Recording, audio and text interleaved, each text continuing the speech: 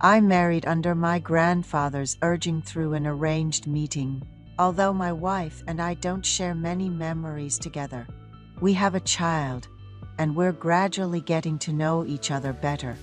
After finishing my work at the company, I eagerly rush home, not just to see my child, who closely resembles me, but there's another person I look forward to seeing, me mother-in-law, who often visits our home. It's a bit embarrassing, but I'll confess the secret story we share. It may sound unusual, but I married my wife after meeting her approximately 10 times. You might be surprised that arranged marriages still happen these days. Nonetheless, whenever I see my beautiful daughter's face, I'm filled with joy at being a father and a strong resolve to raise her well. I made a promise to myself to always treat the woman who gave birth to such a beautiful child well for the rest of my life. I'm the only son in 4 generations. My father had only sisters, and the same goes for my grandfather. In times when daughters are often preferred, our family was different. Like other families, we longed for a son. My grandfather is economically affluent. He owns 2 studio apartment buildings in a prime location next to the subway station, along with a significant amount of real estate and cash. Though wealthy, my grandfather is also in good health, living his later years without any hardships. My father, like his sisters, takes very good care of my grandfather. It's clear from the loving care they all show that my grandfather not only enjoys economic prosperity, but also deep familial love. There's hardly a day when my father or aunts don't gather at my grandmother's house to share a meal and go on outings to the suburbs. My uncles be married are all kind-hearted, and the atmosphere in our family is extremely peaceful. This tranquility stems from my grandfather having provided all his children with enough wealth to live comfortably. My grandfather, holding strong economic values, collects living expenses from his children, despite giving them abundant wealth. As the eldest grandchild in this family, I was hammered with the idea of marrying in my 20s. Fresh out of college and a new employee, I wondered what capacity I had to marry when my grandfather said, "I have arranged everything for you, not to worry about making a living, just meet the person the adults introduce you to." Following this, I met my current wife, who was introduced by a distant relative.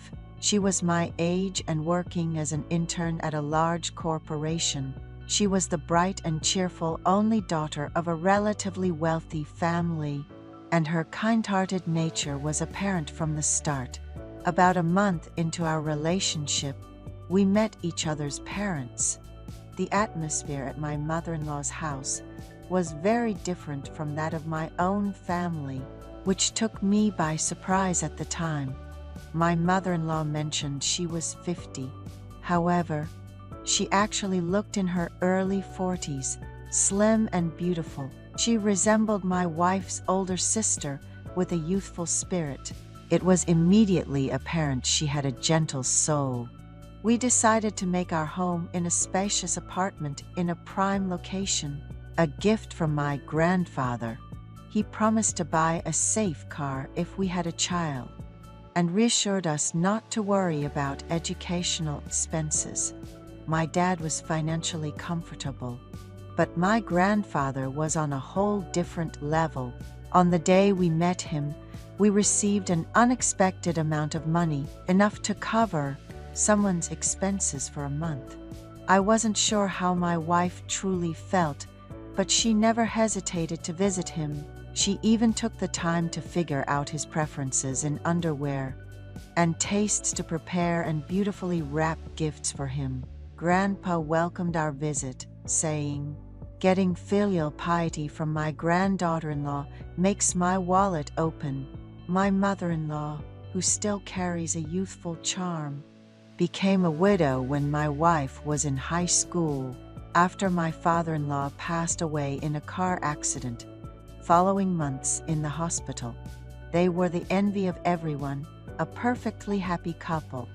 And it took years for her to overcome the grief of suddenly losing her spouse. My wife has a brother who lives nearby and visits every week with his kid. The visits are more frequent as my mother-in-law feels quite lonely, and this helps keep her mind off things. I am content with my marriage. Yet, one day, my wife expressed a wish to spend a day out with her friends, just to enjoy herself. I understood her desire, knowing how stressful being married at a young age, along with pregnancy and childbirth, could be. I've had moments of longing to spend the night out with friends myself.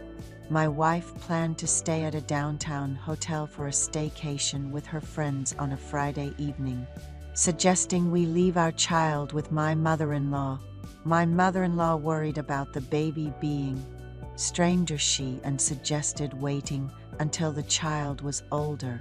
I proposed, "Couldn't you stay at our place for the night?